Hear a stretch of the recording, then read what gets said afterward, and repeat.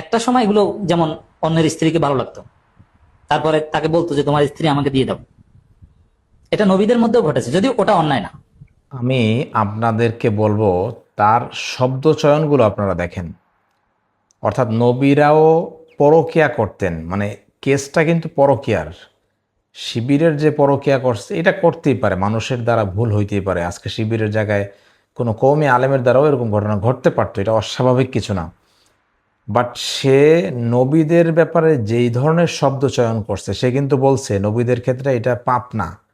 তার মানে হইল, নাস্তিকরা যেমন বোঝায় যে নবীরা অনেকগুলি বিয়ে করছে, নবীরা করতে পারে, মুসলমানদের ধারণা এরকম। অর্থাৎ নবীদের জন্য পাপ না, কিন্তু সাধারণ মুসলমানের জন্য পাপ। তার এই যে কথাটা, এটা কিন্তু নাস্তিকতার খুব কাছাকাছি। এখন আমি আপনাদের কাছে প্রশ্ন করতে চাই যে এর ব্যাপারে আসলে বাংলাদেশের যারা ইসলাম প্রিয় জনতা আছে তাদের কি করণীয় উচিত, এবং হেফাজতে ইসলামের এই ব্যাপারে কি করণীয় তার ব্যাপারে, এবং আমি মনে করি যে তার বিরুদ্ধে আইনি ব্যবস্থা নেওয়া উচিত। আরেকটা বিষয় হচ্ছে, আমরা খুব সম্প্রতি সময় দেখছি যে অনেক নতুন নাস্তিক বের হইতেছে। এই ধরনের কথাবার্তা কিন্তু নাস্তিকতার দিকে মানুষকে ঠেলে দেয়।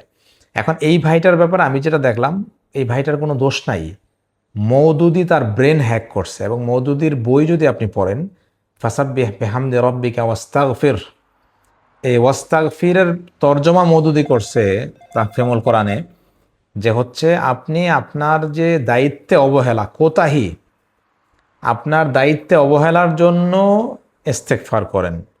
মানে আল্লাহ নবীকে বলতেছে। তার মানে হইল, মওদুদির তর্জমা বলে যে রাসূল সাল্লাল্লাহু আলাইহি সাল্লাম দায়িত্ব পালন করেন নাই, অথচ কোরআনের অসংখ্য আয়াত রাসূলের দায়িত্ব আহ, পালনের ব্যাপারে সাক্ষী দেয়। যেমন হারিসুন আলাইকুম বিল মুমিনিনা রাউফুর রহিম, যে নবী মুমিনদের ব্যাপারে খুবই সচেষ্ট ছিলেন। আবার কোরআনে আসছে, আল্লাহ আল্লাহ তাআলা বলছেন লাস্তা আলাইহিম বিমুসাইতির, যে আপনি তাদেরকে জোর করে মানাইতে পারবেন না, আপনার কাজ হইল পৌঁছায় দেওয়া।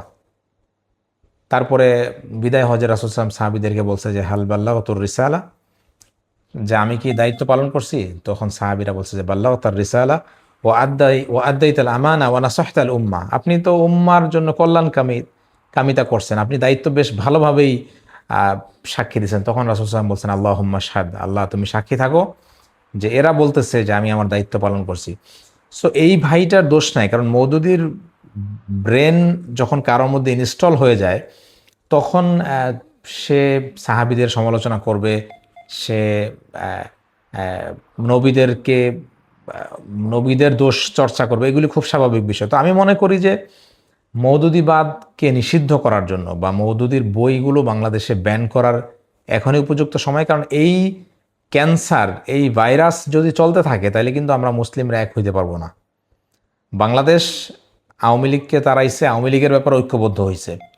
এখন যখন ইসলামপন্থীরা কোনো কিছু করতে চায়, তখন জামাত আইসা বাধা দিয়ে দেয়। আর আর কেন কিন্তু বড় ধরনের বাধা নেই, একমাত্র জামাতই বাধা। আপনি দেখেন নির্বাচনের সময় চরমনাইয়ের সাথে আমরা দেখলাম যে একটা জোট হইল, আমরা খুব খুশি হইলাম।